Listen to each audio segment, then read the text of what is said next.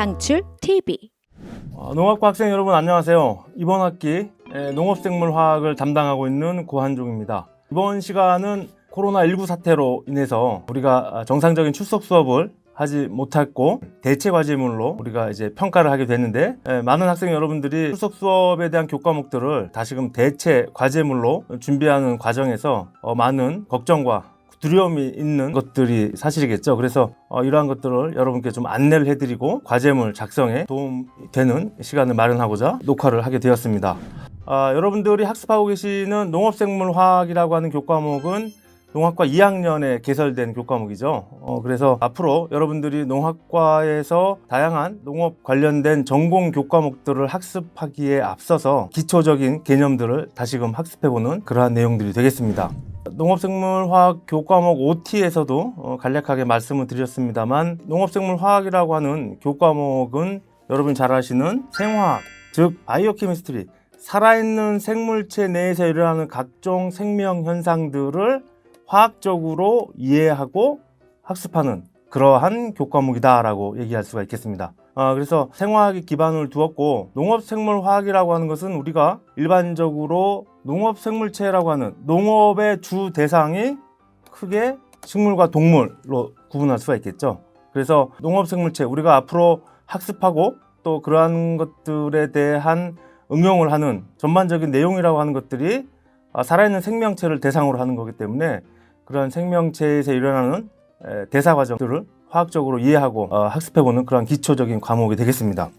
자, 과제물이라고 하는 것은 이 과제물을 평가하고자 하는 기준표가 분명히 제시가 되어 있을 겁니다. 그래서 과제물은 기간, 언제부터 언제까지 어떠한 형식과 내용을 포함해서 제출하자라고 하는 그러한 가이드라인이 여러분들께 제시가 될 겁니다. 그래서 여러분들은 과제물을 준비하는 데 있어서 그 과제물에 대한 기간, 그 다음에 과제물에 대한 내용에 대한 파악도 중요하지만 일반적으로 과제물이라고 하는 것들은 형식과 내용 이 두 가지를 여러분들이 다 충족해서 작성을 해야 되는 상황이 되겠죠. 그래서 형식은 어떠한 형식을 준용하고 있는지 또 그 과제물의 핵심 내용은 어떤 것인지에 대한 내용들을 파악을 하고 과제물을 작성을 해 주시길 바라겠습니다. 이번 학기에 농업생물화학에서 제시한 출석 수업 대체 과제물에 대한 형식부터 한번 살펴보면요.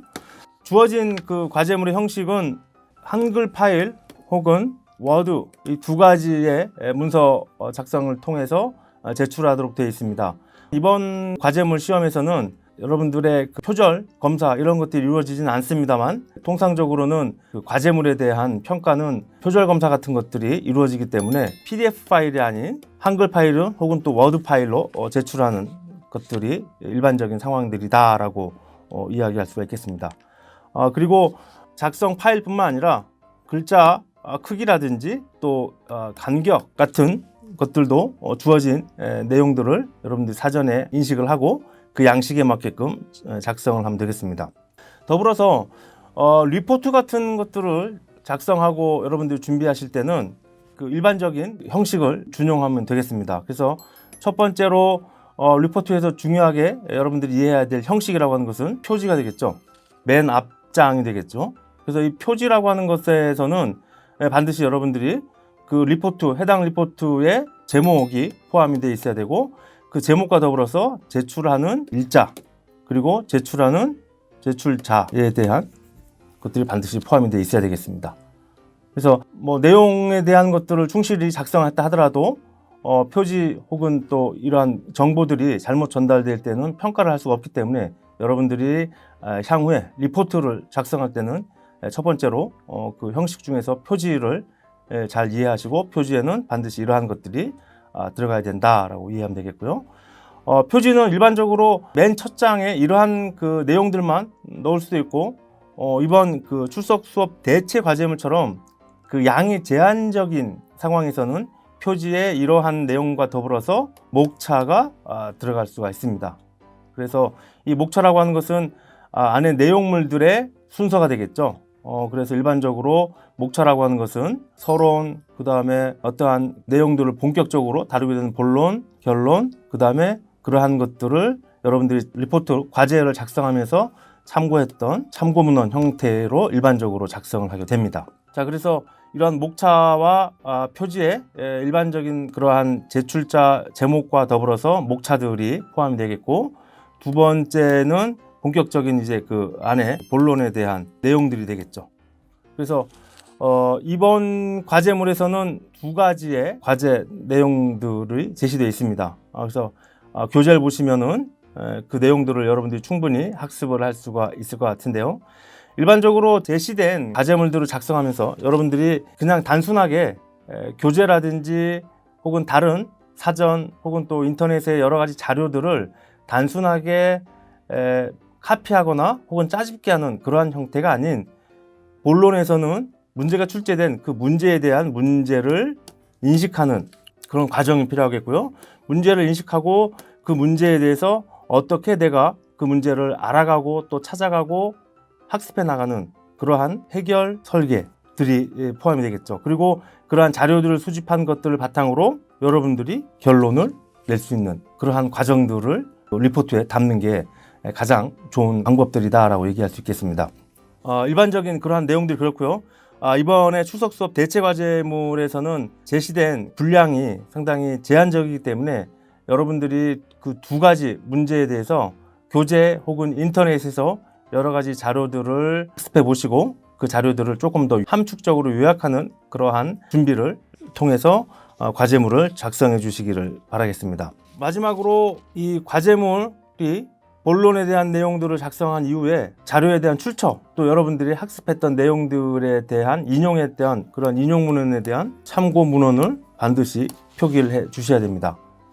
그래서 참고 문헌에 표기되지 않은 그러한 자료와 인용들은 모두 본인이 창조적으로 만든 것들이기 때문에 그러한 것들은 우리가 일반적인 통상 학부 과정에서는 그러한 내용들을 만들어내거나 담기가 상당히 어렵죠. 그래서 여러분들은 기존에 있는 여러 가지의 자료들을 학습하고 그러한 자료들이 학습한 것들을 잘 정리를 해서 여러분들의 나름대로의 의견들을 같이 가미한 내용들을 결론 내는 그러한 과정들을 연습하는 것들이 학부 과정에서의 리포트다라고 생각한다면 여러분들은 그런 중간에서의 학습했던 내용에 대한 인용 문헌 혹은 참고 문헌들을 잘 정리해서 제시하는 그런 훈련들이 필요하다라고 말씀을 드릴 수가 있겠습니다. 이 추석 수업 과제 대체물에 대해서 홍보를 여러분들이 아마 한 적이 없어서 좀 다소 어려움을 느끼실 수도 있겠는데요.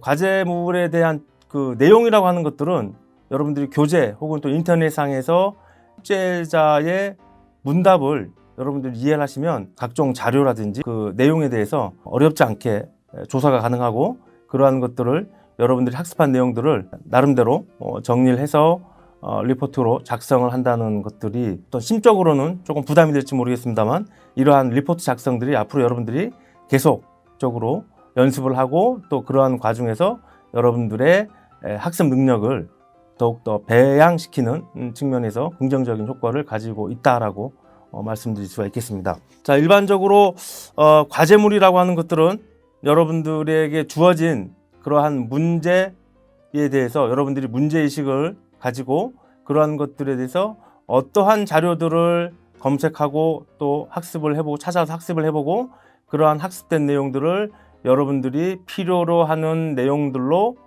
요약을 하고 요약된 것들을 여러분들의 의견들을 가미해서 결론을 도출하는 그러한 과정들이 리포트를 과제물을 작성하고 여러분들이 학습하는 그러한 목적이다라고 말씀을 드릴 수가 있겠습니다.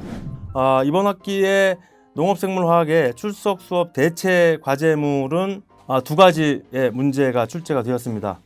첫 번째로는 세포의 구조에 대해서 여러분들이 학습을 함으로 하여금 우리 지구상에 존재하는 다양한 생물계를 보다 세포의 구조에 근거를 해서 우리가 어떤 통일성 혹은 또 차별성들을 이해하는 그러한 측면에서의 물음이 되겠고요.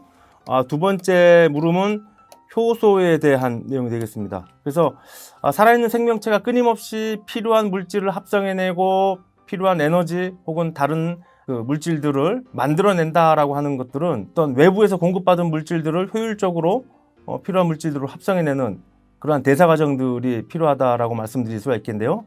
그러한 대사 과정에는 거의 대부분 이 효소라고 하는 것들이 작용을 하게 됩니다.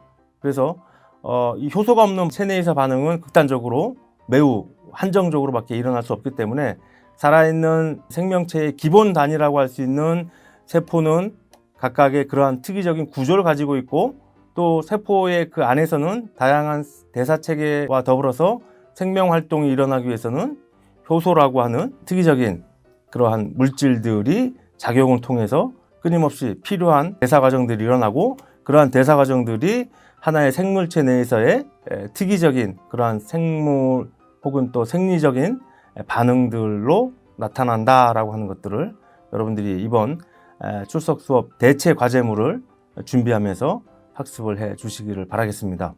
분량은 제시한 게 A4 기준으로 해서 2에서 3매 내외, 즉 표지를 제외한 2에서 3매 내외이기 때문에 이러한 그 두 가지 문제들을 여러분들이 한 장에서 한 장 반 정도의 분량으로 학습을 하고 요약을 해서 제출해 주시면 출석 수업 대체 과제물로서 평가를 하도록 하겠습니다.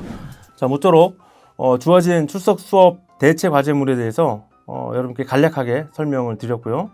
여러분들이 앞으로 과제물들을 작성 혹은 또 제출하는 과정에서 그 내용도 중요하지만 주어진 형식과 틀에 맞게끔 하는 연습들도 꾸준히 하는 게 이 과제물의 어떤 그 하나의 또 목적이다라고도 얘기할 수 있겠죠. 그래서 주어진 그러한 안내 내용들을 잘 이해하시고 과제물에 충실히 여러분들의 학습을 통해서 과제물들을 잘 작성해서 제출해 주시기를 바라겠습니다. 자, 이상 농업생물화학에 대한 출석 수업 대체 과제물에 대한 간략한 가이드라인에 대해서 설명을 드렸습니다. 여러분 감사합니다.